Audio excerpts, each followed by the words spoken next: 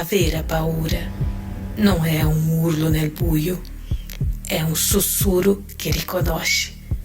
Per me tutto iniziò con un fruscio delle carte e il cerchio perfetto che tracciavo sul pavimento di casa mia. Avevo 12 anni e la noia era la mia compagna più fedele. In un pomeriggio di pioggia, senza avere una tavola Ouija, che è quella tavola che si usa per chiamare gli spiriti, feci quello che farebbe qualsiasi ragazzina ingegnosa. Un bicchiere di vetro spesso, dei retagli di carta, una penna e scrivetti ogni lettera dell'alfabeto e in fondo, come sentinella, un sì e un no. Le regole erano sacre. Si inizia sempre con "C'è qualcuno qui con noi?" E il dito indice si appoggia sul bicchiere leggero, senza spingere. La prima volta fu con Giada. Il bicchiere si mosse, esitante, e formò il nome Pippo. Ridemmo sollevate. Pippo sembrava un fantasma da barzelletta, ma poi iniziò a rispondere a tutto. Sapeva del compito di matematica che Giada non aveva fatto, del mio debito in storia. Era un gioco che funzionava. In poche settimane la mia salita divenne un'attrazione. Ragazze e ragazzi venivano curiosi e scettici per porre le loro domande al vuoto. Mi ama? Tornerà da me? Vincerà la mia squadra? E lo spirito, che ogni volta era uno diverso, rispondeva sempre, ma col tempo le risposte iniziarono a essere storte. Un nome sbagliato, un dettaglio che non coincideva, piccole crepe in una realtà che credevamo di controllare. Dopo aver fatto tante sedute, arrivò Claudia. Claudia aveva 17 anni, 5 più di me. Era l'amica di una cugina e portava con sé un'aria di maturità che a noi mancava. Ma quella sera nei suoi occhi scuri c'era qualcosa di più, un'ansia trattenuta, un peso. Ci mettiamo in cerchio in 4. Io, Giada, la cugina e Claudia. Appoggiamo le dita sul bicchiere di vetro, freddo e impersonale. C'è qualcuno qui con noi? Inizio io come sempre. Il bicchiere si mosse, ma non come al solito. Era lento, faticoso, come se stesse lottando contro una resistenza invisibile. Si trascinò quasi esitando, fino a fermarsi sul sì. Un brivido mi corse lungo la schiena. Come ti chiami? Chiesi con la voce un po' più bassa.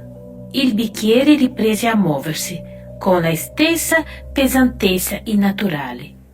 N, I, C, K, Nick. Un silenzio di ghiaccio scese sulla stanza. Poi un respiro mozzato. Claudia. La guardai. Era diventata bianca come un lenzuolo. Le labbra le tremavano leggermente. Claudia, che c'è? Sussurrò Giada. Lei scosse la testa, cercando di ricomporsi. E niente, è che da sempre dico che se avrò un figlio maschio lo chiamerò Nicola, per chiamarlo Nick. Un'ondata di freddo ci investì. Non era più un gioco. Proseguimmo a malapena. Le altre fecero le loro domande, le solite futilità. Il bicchiere rispondeva, ma era esitante. I suoi movimenti erano meccanici, distanti, come se la sua attenzione, la sua intelligenza fosse ormai concentrata altrove, su Claudia. Poi toccò a lei a fare domanda. Claudia chiuse gli occhi un attimo, poi li riaprì, fissando il bicchiere con un'intensità che faceva paura. La sua domanda non fu sulla scuola o sull'amore. Uscì dalla sua labbra carica di un timore vero, adulto. Nick, io avrò mai una famiglia? Sarò una buona madre? Il bicchiere esplose. Non ci fu più esitazione. Con un scatto fulmineo o violento trascinò le nostre dita con una forza che non era la nostra. Non andò verso il sì o il no. Puntò dritto verso Claudia come un dito accusatore e lì, vibrando, iniziò a scrivere. Non una risposta, ma dichiarazione. M, A, M, M, A. Mamma. Le parole si stampò nell'aria, più forte di un urlo. In quel preciso, agghiacciante istante, la tenda di lino accanto a Claudia si mosse. Non c'era corrente d'aria, si sollevò da sola, con un fruscio sinistro e accarezzò con una delicatezza spettrale che amorosa la guancia di Claudia. Claudia strappò la mano del bicchiere con un gemito strozzato, gli occhi spalancati dal terrore. Un vento gelo improvviso si scatenò nella stanza, facendo volare i bigliettini. Con un tonfo assordante la porta d'ingresso, che sapeva essere chiusa a chiave, si spalancò violentemente contro il muro, rivelando il corridoio buio. Allora lì si scatenò il panico.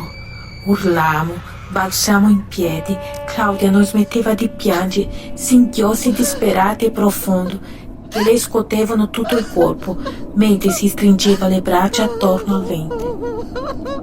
Basta, chiudo tutto, gridai sopraffatta dal terrore. Il protocollo per chiudere una seduta spiritica era preciso e pericoloso da ignorare.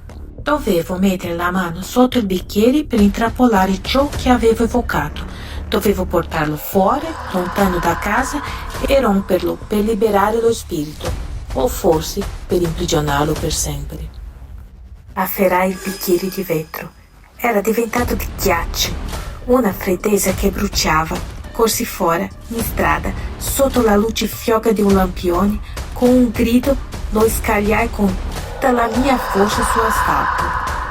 Si frantumò in mille schegge lucenti, come diamanti al veleno. Tornai dentro, ansimante. Claudia piangeva ancora, curva su se stessa. Ci volle una settimana prima che mi confessasse la verità. La verità che Nicky, o quella cosa, conosceva già. Era rimasta incinta e, per paura dei suoi genitori, per la disperazione, aveva abortito pochi mesi prima.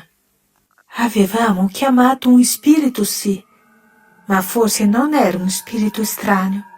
Forse era un'ombra attirata dal suo dolore, un eco di una possibilità negata, o forse era qualcosa di più antico e più crudele, che si nutriva di quel segreto e si era presentato col nome del figlio che non sarebbe mai nato. Quella notte, quando infransi il bicchiere, credetti di aver chiuso un portale. Ma so con una certezza che mi ghiaccia il sangue che alcune porte, una volta aperte, non si chiudono più. A volte nel silenzio della notte sento un fruscio.